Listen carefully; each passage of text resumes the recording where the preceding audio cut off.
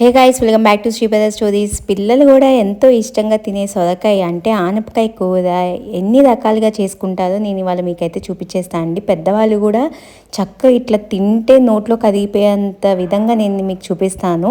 చాలామంది వరకు సొరకాయ కూరలో అంటే డిఫరెంట్ టైప్స్గా చేసుకుంటూ ఉంటారు.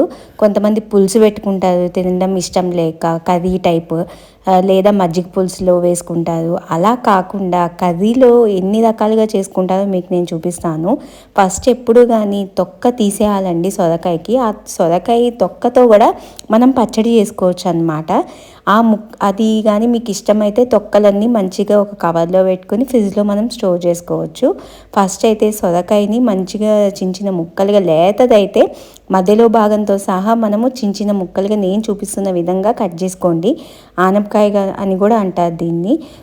ఆ ముక్కలు కొంచెము అంటే ఎట్లా చెప్పాలి మీకు, ముదిరిపోయినాయి అనుకోండి, అవి తీసేసేయండి, ముక్కల వరకే పెట్టండి. ఇందులో ఒక ఉల్లిపాయ అయితే కావాలి, 2-3 పచ్చిమిరపకాయలు, తాలింపు గింజలు, కొత్తిమీర, కరివేపాకు. అలాగే మధ్యలో మీకు ఇంకొక ఇంగ్రీడియంట్ అయితే నేను మీకు చూపిస్తాను. ఇందులో మీకు చెప్పా కదా చాలా రకాలుగా చేసుకుంటానని చెప్పి. కొంతమంది పాలు పోసి వండుకుంటారు, కొంతమంది పెరుగు చుక్క వేసుకుంటారు. పెరుగు అంటే 2-3 స్పూన్లు వేసుకుని చేస్తారు, చాలా టేస్టీగా ఉంటుంది. అసలు అవన్నీ కాదండి, కొంచెం స్పైసీ టేస్ట్ రావాలి అంటే కొంచెం అల్లం వెల్లుల్లి పేస్ట్ వేసుకుంటారు. వేసుకున్నాక తాలింపుతో సహా వేసుకుని అప్పుడు మనం వేయించినాక కూర కూడా కొంచెం మగ్గాక దాంట్లో కొంచెం కొబ్బరి, జీలకర్ర, పచ్చిమిరపకాయ మిక్సీ పట్టి వేసుకుంటే చాలా బాగుంటుందండి టేస్ట్. జీలకర్ర, పచ్చిమిరపకాయలు దంచుకుని వేసుకుని కొబ్బరి తురుముకుని వేసుకుంటే పచ్చి కొబ్బరి వేసుకోవచ్చు, లేదా ఎండు కొబ్బరి పొడి కూడా వేసుకోవచ్చు అండి. చాలా టేస్టీగా వస్తుంది, మంచి గ్రేవీ ఫామ్ అవుతుంది.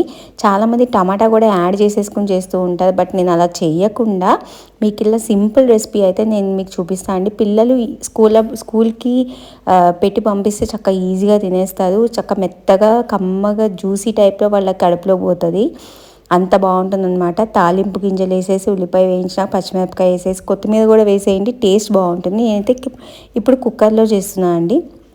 నార్మల్గా కడాయిలో చేసేసుకుంటూ ఉంటారు, అది కొంచెం ఉడకక కొన్ని కాయలు ఏంటంటే కొంచెం గట్టిగా ఉంటాయి కాబట్టి ఉడక ఉంటాయి అన్నమాట. అలా కాకుండా మనం కుక్కర్లో చేసుకుందాం అనుకోని మెత్తగా జ్యూసీ ఫామ్లా అయిపోతుంది. నేను చూపిస్తున్న విధంగా ఉల్లిపాయలు అవన్నీ మగ్గాక ఇట్లా మనం కూర ముక్కలన్నీ వేసేసుకోవాలి. ఒకసారి మొత్తం కలియబెట్టేసుకున్నాక కొంచెం మూత పెట్టి మగ్గనియాలి. మగ్గనిచ్చినాక కొంచెం ఇందులోనే పాలు పోసేసుకున్నాక ఉప్పు, కారం కూడా వేసేసుకోండి. పిల్లలకి పాలు పోసి పెడితే చాలా టేస్టీ అండి.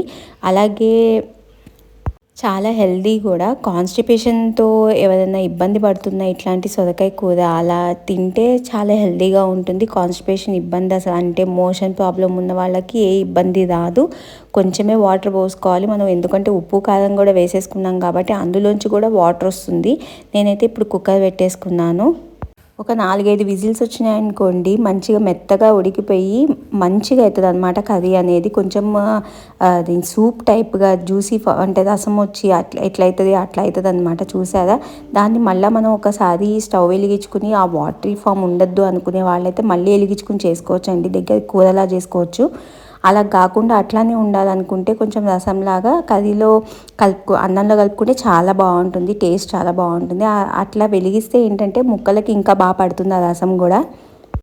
ఇలాంటి రెసిపీ జస్ట్ రైస్లోకే కాదండి, చపాతీలోకి అయితే చాలా బాగుంటుంది, హెల్దీ కూడా.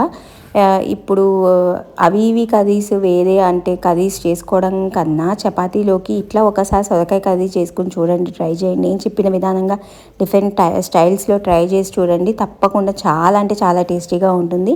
మన ఛానల్లో మరెన్నో ఇంట్రెస్టింగ్ కమ్మనైన రెసిపీస్ కావాలంటే please do like, share and subscribe చేసేసుకోండి.